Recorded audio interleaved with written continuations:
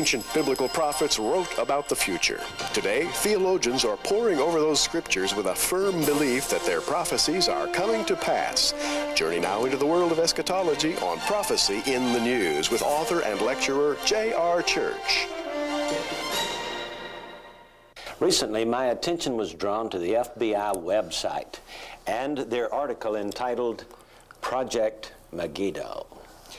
According to this assessment, this strategic assessment, the attached analysis entitled Project Megiddo is an FBI strategic assessment of the potential for domestic terrorism in the United States, undertaken in anticipation of or response to the arrival of the new millennium.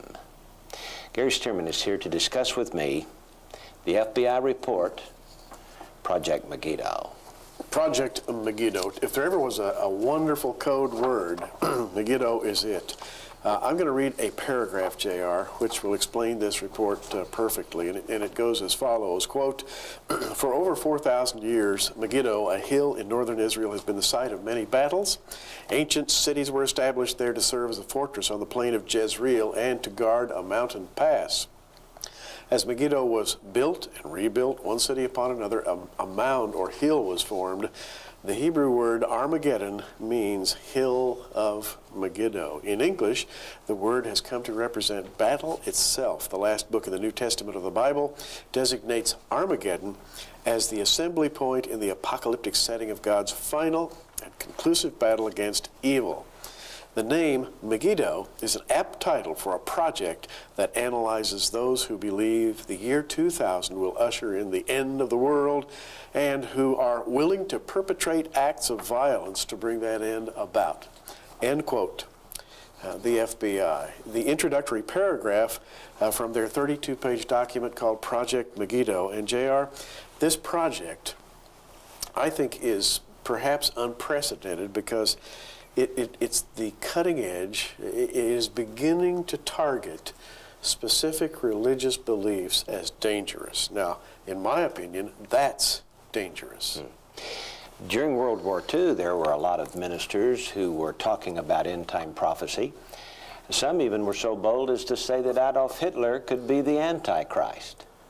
I don't see the FBI going after them. And JR, it was, at that time, of course, there was a certain sanctuary when it came to religious thought. I think that period is far behind us. Today, the idea of theology has been bandied about, kicked, stomped, dragged in the dirt to the point that no longer is it held in any kind of respect. It's kind of interesting. The government's take on this Project Megiddo is that there is going to be, that is, the Bible predicts, a battle of Armageddon, wherein Christ and the Christian forces will fight against the government forces on planet Earth and will win the battle against all government forces, and Christ will set up a kingdom and reign as King of Kings and Lord of Lords. Now, our government has taken the position that they are that governmental earthly force that will be fighting against Christ and all the Christians, Gary. That's right. This is 180 degrees opposite of the way our government has officially felt for the past 200-plus years. We have been a Christian nation until now. Yeah, this is a total reversal in which the FBI sets up a straw man, which is called right-wing religious fanaticism, sometimes labeled right-wing religious terrorism, and then depicts itself, the FBI, as the target or victim. Now, this runs counter to virtually every kind of biblical prophecy. You know, what is amazing to me is that the FBI are not alone. There are, every government agency from the presidency on down believes that Christians are a threat to America. And let me just read to you what Secretary of State William Cohen recently wrote. He said, quote, terror weapons will find their way into the hands of individuals and independent groups, fanatical terrorists and religious zealots beyond our borders, brooding loners and self-proclaimed apocalyptic prophets at home. Gary, I don't even own a gun. I don't understand why the government would come out so forcefully at this time, as the year 2000 approaches, to take such an anti-Christian stand. Well, J.R., what's being done here, again, is to establish a label, in this case, right-wing religious fanaticism, and then build a fictitious enemy under the rubric of that label. It's almost as though you set talk radio up as the enemy and say, talk radio is to be feared for the following reasons. And then you begin to hammer away at that, and after a while, talk radio becomes the enemy. You can do that with anything that you desire to do, but basically it comes under the heading of propaganda, and it comes also under the heading of the apocalypse. In this 32-page report, J.R., I haven't counted, but it's got to be probably over 100 times the word apocalypse is used. And beliefs in the apocalypse and beliefs in the turn of the millennium is used as a set of code words that signal terrorism. Now, I don't know too many church leaders who preach an apocalypse who also preach terrorism. There are some real fanatics, a very tiny handful of them, but we certainly distance ourselves from those people. In fact, Gary, they mention some of those terror groups in this report. They do. But they seem to use them as examples of normal, ordinary, Bible-believing, run-of-the-mill Christianity. Well, J.R., here on page 6 of the report, they mention Buford Furrow, the man who was charged in August 1999 in the Los Angeles area with raging into a Jewish daycare center. And he, quote, told the authorities, "It's time for America to wake up and kill the Jews." This report labels Buford Furrow as a right-wing Christian fanatic. And in fact, that label then is used indiscriminately to describe virtually anyone who believes in a kind of millennial philosophy. They mention a Ben Smith here who committed suicide after shooting at minorities in Indiana and Illinois.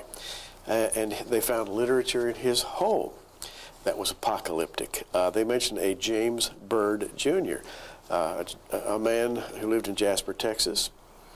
No, this is John William King, who dragged to death a black man, James Byrd Jr., in Jasper, Texas.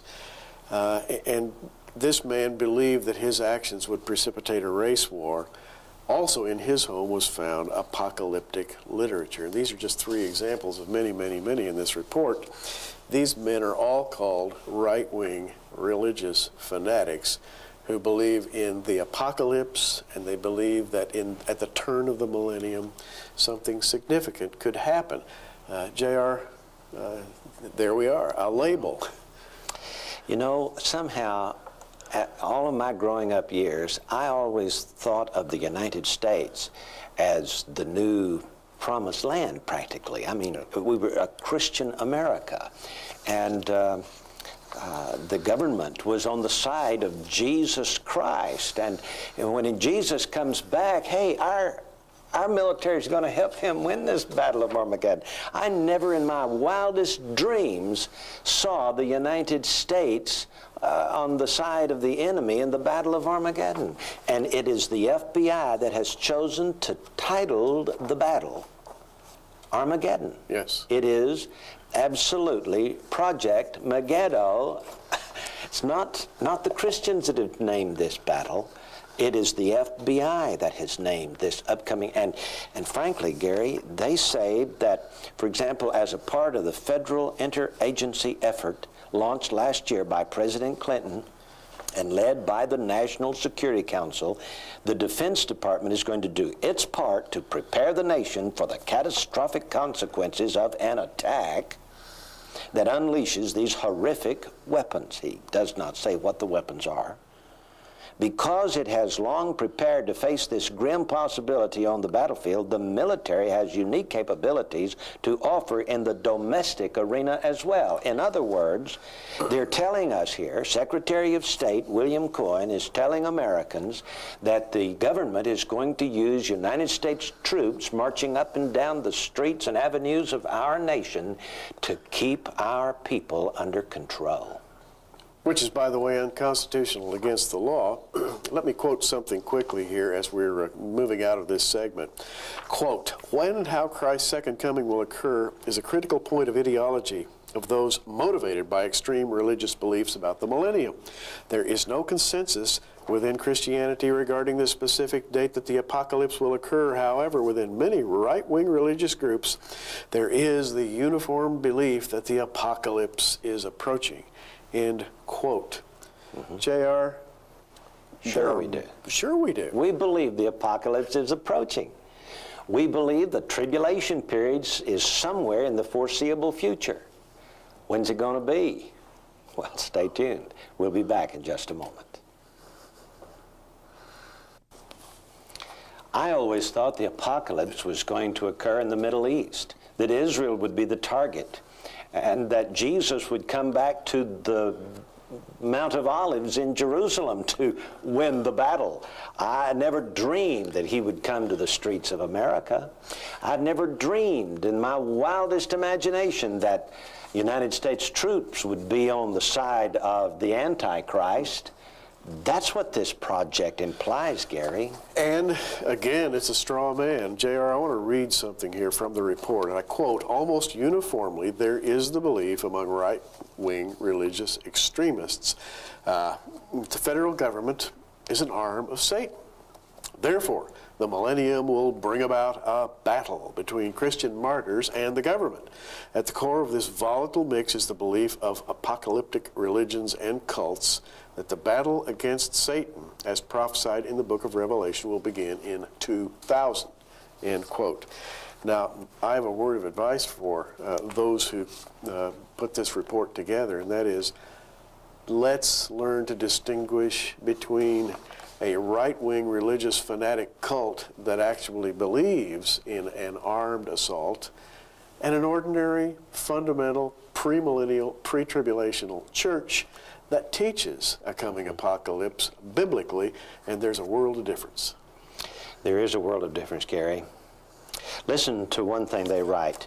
Radical domestic extremists are clearly focusing on the millennium as the time of action. Certain individuals from these various perspectives are acquiring weapons, storing food and clothing, raising funds through fraudulent means, procuring safe houses, preparing compounds, surveying potential targets, and recruiting new converts. Now, Gary, I don't know of any groups that are raising funds fraudulently. To me, the rest of this paragraph sounds like they're talking about the local New Testament church. We're the only people in America that raise funds. We don't have anything to sell. You know, it's not like we have a grocery store or we have some kind of hardware store, or it's not like we have oil wells. The only people who are raising funds are Christians and churches. Why would this be called, without explaining, somebody's out there raising funds fraudulently? And then, of course, that leaves open the definition of what's fraudulent. And that is in the eye of the beholder, by the way. There's a great deal of discussion about, for example, whether or not churches should be taxed or should be controlled by the state, when in fact we're a constitutional republic that was founded upon the tenets of religious freedom, and we need to remember that. J.R., there's a section in this 32-page document that is headed up Interpretations of the Bible. Whoever compiled the report went to a great deal of trouble to understand the book of Revelation, and I have to tell you, it's one of the worst expositions of the book of Revelation I've ever seen in my entire life. We read things like that the book of Revelation has code words like 4 signifies the world, and 6 signifies imperfection, and 7 total perfection, fullness, completeness, or 12, the 12 tribes of Israel, the 12 apostles. 1,000 signifies immensity. And get this, JR, the color white symbolizes power and can also represent victory, joy, and resurrection. Well, come on. It's like someone who really didn't understand quite what was going on here attempted to understand a few code labels. This is not the way I understand Revelation at all. White stands for purity, folks. It doesn't stand for power. If it's power, it's God's power. I don't know of any Christian groups that are preparing in the method or in the way that the FBI report suggests. Well, JR, there are a few, and again, there are some radical groups, and I don't want to call them right-wing extremists. I would rather avoid that label. For example, there's a group called the Order. There is a group called the House of Yahweh in Texas, and they came out of a group of tax protesters, a group called the Posse Comitatus, and they have since more or less coalesced into a pseudo-religious group. But to call these people classic Orthodox believing Christians is a stretch. For example, there is, well, let's go back to the Branch Davidians, just to illustrate our point. David Koresh. Now, David Koresh didn't say much that I agreed with in his interpretation of the Bible. But David Koresh belonged to a wing of the Seventh-day Adventist Church called the Branch Davidian. He brought his group together. They came voluntarily. They were not a prison house. The members regularly came and went.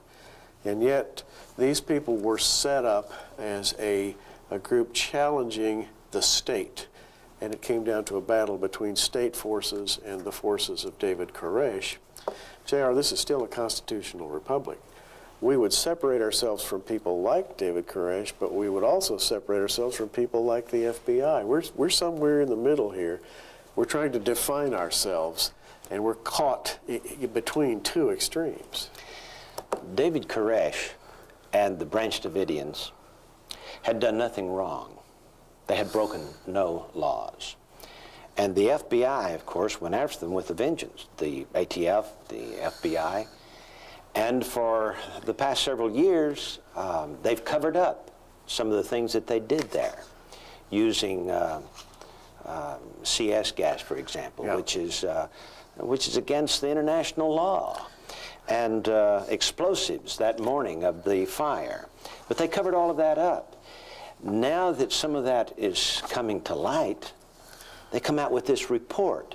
It's like they're countering the accusations against them by trying to demonize the rest of Christianity, just as they demonized David Koresh and the Branch Davidians. They are presently demonizing in this report the House of Yahweh. The House of Yahweh is a bona fide religious organization. They take the Jewish roots of the Bible, and they have different views than we have.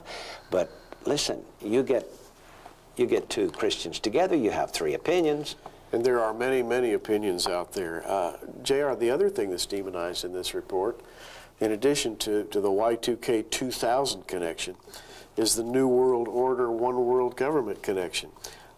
This report essentially says that, and I'm going to quote a sentence here, the New World Order conspiracy theory is particularly relevant to the millennium because the year 2000 is considered to be a triggering device for the New World Order due to the element of computer breakdown. And they talk about the New World Order hypothesis, and essentially in this report they infer that if you believe in the New World Order conspiracy, you are highly suspect. And they go back to the famous New World Order speech of George Bush. It's kind of interesting that I have had friends in the FBI, and they held these same views. Absolutely. Many of the members of the FBI are Mormons, and they hold apocalyptic views as well. That is quite true. And JR, it's got to be remembered that in its founding days, in its foundational days, under J. Edgar Hoover, the FBI valued, deeply valued the recruitment of Christians into the organization because they were considered to be people of higher than average character, and the FBI wanted these people in its ranks. Now, I have personally known Christians in the FBI who were and are Bible-believing Christians, yes, who essentially hold a premillennial, pre-tribulational view of the Bible. And the irony here is amazing. It's unfortunate, most unfortunate, that this report has come out at this time, because as we approach January 1 of the year 2000, it appears that the government, using the military, using, as they say here, the National Guard and paramilitary units, are going to be patrolling the cities of America, looking for terrorist activities. And Gary, not one paragraph in here about the real terrorists, the foreign Osama bin Laden group. That's right. None of the Iraqi or Iranian terrorists, none of the Muslim terrorist groups That's that right. are targeting America. All of this is simply against Bible believers. Whereas the Hamas and Al-Fatah, Osama bin Laden, others J.R. mentioned, have actually threatened that they have ready, right now, biological elements that they can pour into our water supplies. They invented terrorism, folks. They are the terrorists. Yes, there are a tiny, tiny handful of radical groups that have taken the label Christian and used it to their own ends. But let's not paint Christianity with this evil brush. We need to make a distinction here. Do you remember back when President Kennedy was assassinated by Lee Harvey Oswald? The first thing on the news across America was those right-wing religious extremists in Dallas were guilty. Yeah. This was the first label. It was a communist who killed him, not a Christian. We'll be back in just a moment.